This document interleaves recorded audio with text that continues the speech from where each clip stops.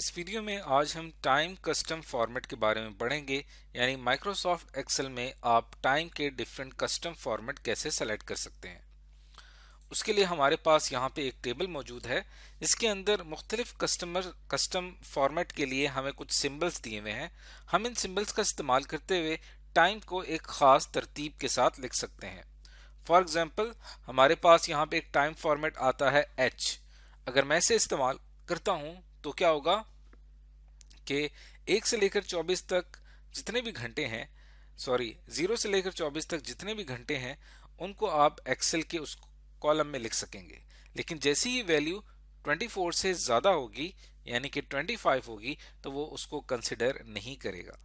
इस चीज को समझने के लिए हम क्या करते हैं कि यहाँ पे एक मिसाल ले लेते हैं कि लेट सपोज हम ये एक्सेल की एक वर्कबुक ओपन करते हैं और यहाँ पे आप ये एक कॉलम हमने यहाँ पे लिया है और इस कॉलम की मैं जाके नंबर के सेक्शन में जाके इसके फॉर्मेट सेल में हम कस्टम फॉर्मेट इसका यहाँ पे रखते हैं। टाइप यानी जनरल सेलेक्ट हुई हुई है, यहाँ पे आप लिख देंगे सिंपल H। ओके पे मैं क्लिक करूंगा। अब आपने इसकी टाइम्स आवर सेलेक्ट कर दी है। कस्टम फॉर्मेट इसका H है। तो अब अगर फॉर एग्जांपल आप यहाँ पे लेते हैं, टाइम स्टार्ट होता है 0 से, उसके बाद 1, 1 घंटा जो है वो गुजर गया है। और अब आपने अगर इसको यहाँ से मैं इसको ड्रैग करता हूँ ऑटो फिल के जरिए तो देखें आफ्टर 23 तक इसने जो है आपको रिजल्ट शो किए हैं। और 23 के बाद जो है ये आपको नेक्स्ट वैल्यू फिर ये 0 से शुरू कर रहा है। यानी यहाँ पे इसने फर्स्ट आवर को ये कंसिडर किया है, उसके बाद ये हमारा सेकंड आवर है, third hour, fourth hour, total 24 hours तक हमें आवर्स डिस्प्ले हो रहे हैं H फॉर्मेट में। और जैसे ही मैं इस पर क्लिक करता हूँ किसी भी एक सेल के ऊपर तो आवर का जो फॉर्मेट है वो आपको यहाँ पे दिखाई दे रहा है। और 23 के बाद फिर से ये आपके पास जो नेक्स्ट टाइम शो होगा वो भी आपको यहाँ पे डिस्प्ले हो रहा है।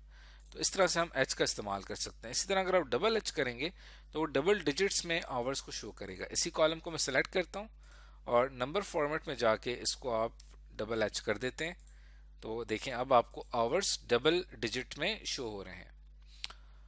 और इसी तरह मिनट्स को रिप्रेजेंट करने के लिए हम क्या करते हैं, जैसे एक कॉलम है इसको इसके F कॉलम है, इसके अंदर मैं मिनट्स ले लेता हूं तो इसके कस्टम में जाके आपने सेटिंग्स में लिखना है सिंपल M। ओके पे क्लिक करना है। तो उसके बाद आप अगर इसको यहाँ पे सेलेक्ट करते हैं 1 तो अब ये क्या कर रहा है कि यहाँ पे इसको ये एज ए मंथ ले रहा है, क्योंकि अगर आप सिंपल M यूज करेंगे तो इसको मंथ के तौर पे लेगा। लेकिन जब भी आपने मिनट्स ऐड करने हो तो मिनट्स का फॉर्मेट सेट करना तो साथ आप उसका आवर्स का भी सेट करना पड़ेगा और सेकंड के लिए भी आपको S सेट करना पड़ेगा, तब वो उसको एक कंप्लीट टाइम के तौर पे लेगा। तो इस चीज को समझने के लिए यहाँ पे मैं D कॉलम ले लेता हूँ और इसके फॉर्मेट सेल्स में जाके आपने कस्टम का जो सेक्शन है वहां पे आपने आना है और यहाँ पे आने के बाद आपने यहाँ पे लिखना है S और उसके बाद S किस चीज को रिप्रेजेंट करेगा, सेकंड को। और उसके बाद आपने यहाँ पे कॉलन ऐड करना है, फिर आपने M लिखना। अब ये M को मंथ के तौर पे नहीं लेगा बल्कि अब ये इसको मिनट के तौर पे लेगा। उसके बाद कॉलन और उसके बाद आप यहाँ पे कर दें H। तो S second, minutes and hour, ये आपने इसका फॉर्मेट सेट कर दिया। अब अगर आप यहाँ पे वैल्यू एंटर करते हैं लेट्स सपोज 60 तो देखें इसने इसको यहाँ पे टाइम के तौर पे लिया। जो पहली है आपके पास वैल्यू नजर आ रही है वो उसको यहाँ पे आवर के तौर पे ले रहा है, उसके बाद मिनट और उसके बाद सेकंड। अब अगर आप इसको यहाँ से ड्रैग भी करते हैं तो देखिए यहाँ से टाइम चलना शुरू हो जाता है। ये आपके पास 1 सेकंड, 2 सेकंड, 3 सेकंड, 5 सेकंड और उसके बाद आप इसको इस तरह से बढ़ाते जाते हैं। एक वक्त आता है कि आप यहाँ पे पहुंच जाते हैं 23rd आवर्स तक। उसके बाद ये यहाँ पे नेक्स्ट आवर स्टार्ट कर देता है और यहाँ से आप खुद सेट करना चाहें तो सेट कर सकते हैं कि जो पहला घंटा था इसके अंदर कितने सेकंड्स थे। यहाँ पे आप लिख सकते हैं कि 1 आवर 45 मिनट्स एंड 23 सेकेंड्स। अब देखिए यहाँ पे शो कर रहा है, ये आपके 23 सेकेंड्स हैं, 45 मिनट्स और 1 आवर है। अब इस लिहाज से अगर मैं इसको ड्रैग करूंगा तो ये आपको यहाँ पे शो हो रहा है।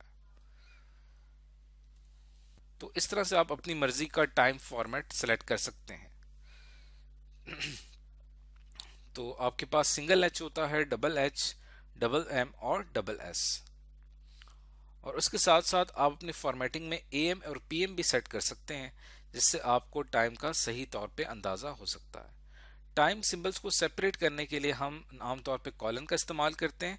उसके साथ साथ आप यहाँ पे स्लैश, डॉट या इस डैश का भी इस्तेमाल कर सकते हैं। और साथ साथ आप इससे पहले जो हमने कस्टम फॉर्मेटिंग में कलर का इस्तेमाल किया था, आप खास किसी भी एक टाइम को कलर से रिप्रेजेंट करना चाहें तो साथ ही आप इसके कलर भी ऐड कर सकते हैं। तो ये वो तमाम ऑप्शंस हैं जो कि टाइम कस्टम फॉर्मेट में इस्तेमाल होते हैं। तो आज की इस वीडियो में हमने सीखा कि किस तरह से माइक्रोसॉफ्ट एक्सेल में टाइम कस्टम फॉर्मेट अप्लाई किया जा सकता है।